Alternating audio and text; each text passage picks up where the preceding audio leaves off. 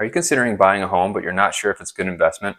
The truth is, there's a lot of talking heads on YouTube who say it's not a good investment at all, like my boy Grant Cardone. A house is one of the dumbest, worst investments a human being could possibly make for one reason. You have to pay the house doesn't pay you. Now let's discuss the reason why he's saying that buying a home is a bad investment. The truth is, there's different levers in real estate that can make you money. Buying a home has most of the levers, but it doesn't have cash flow. So what he's saying is that you're not being paid by a tenant for the property, so it's not a good investment. And he's right. Buying a home is not the best investment, but I would argue it's still a very good investment if you do it right. So let's talk about all these levers. Since we're on the topic of cash flow, let's talk about what cash flow is. Cash flow for a real estate investor is the ability to make money after all of your expenses are relating to the property are paid for. So that's your mortgage, your principal, your insurance, your property taxes, any maintenance or any property management fees or anything related to the property. Cash flow is whatever's left over. This is like the thing that most real estate investors are looking for. So this is why most of the talking heads are saying owning a home is not a good investment because you don't get cash flow.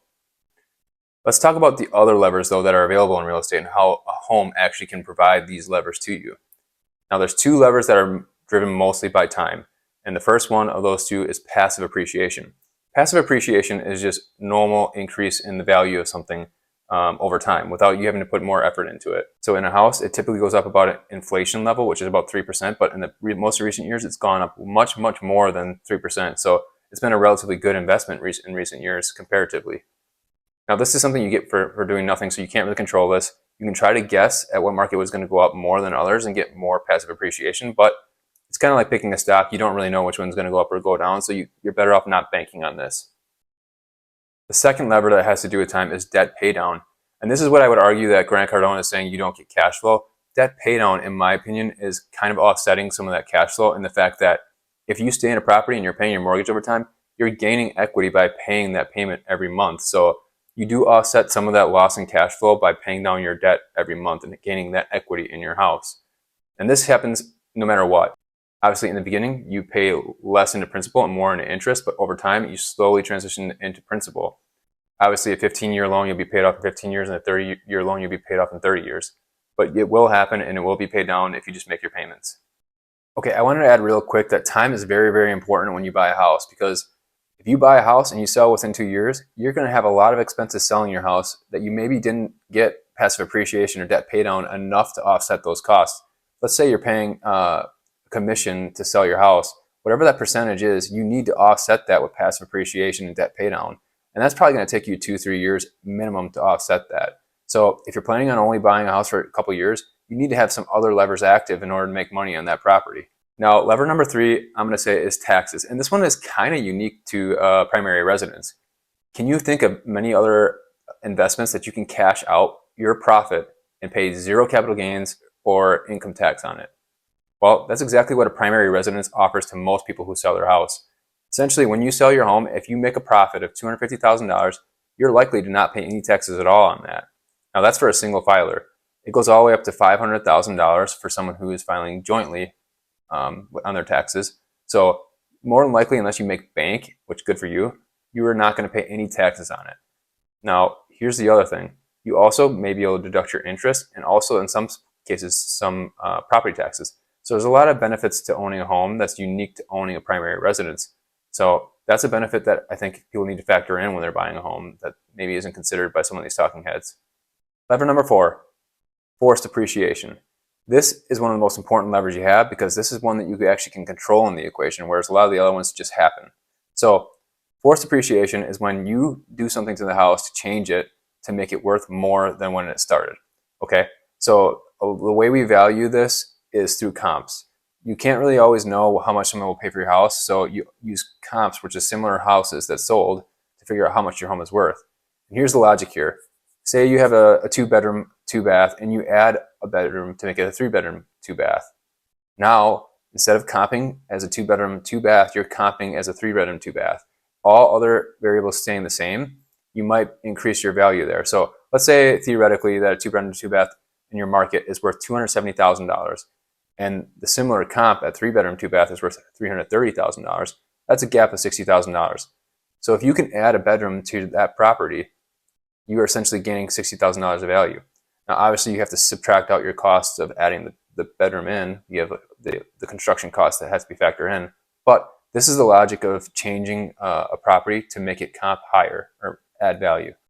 Now, this logic can be applied to pretty much anything. You could add a garage to make it so that it goes up in value. You could add off-street parking. You could add a bathroom. You can just fix the general condition of the home. But anything that you can get your property to comp higher with is going to add value to the property. Now, again, you can't just spend $1 trillion, because if you spend $1 trillion, it's not going to make any sense. You got to do the math, figure out what the difference between the comps are and how much cost it would take to add that. And that's how you force appreciation effectively in a property. And this isn't necessarily a lever, but I think it's the most important reason why people buy a house. So I want to touch on it. The most important reason people buy a house is for lifestyle reasons. And that's okay. Many of these talking heads who talk about how a home is a bad investment also own homes because of lifestyle reasons. Okay, so a lifestyle reason is essentially saying, this makes my life better in some way. So it could be you're closer to schools and there's not anything to rent close to the school and you want your kids to be able to walk to school. It could be it's close to work, allowing you more time to work or spend time with family.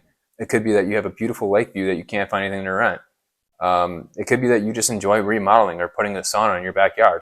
It could be you want to build a tree house like I did in my backyard. It could be for whatever reason you want, as long as it's something that adds value to your life. This is basically a lifestyle purchase. And that's what most people are doing when they buy a house. This is the reason why a lot of single family homes don't cash flow that well, is because they're not valued that way. They're not valued as investments. They're valued as, do people want it and does it help their life? So that's why most of us are buying it. And that's why most of these talking heads are also buying single family homes to live in.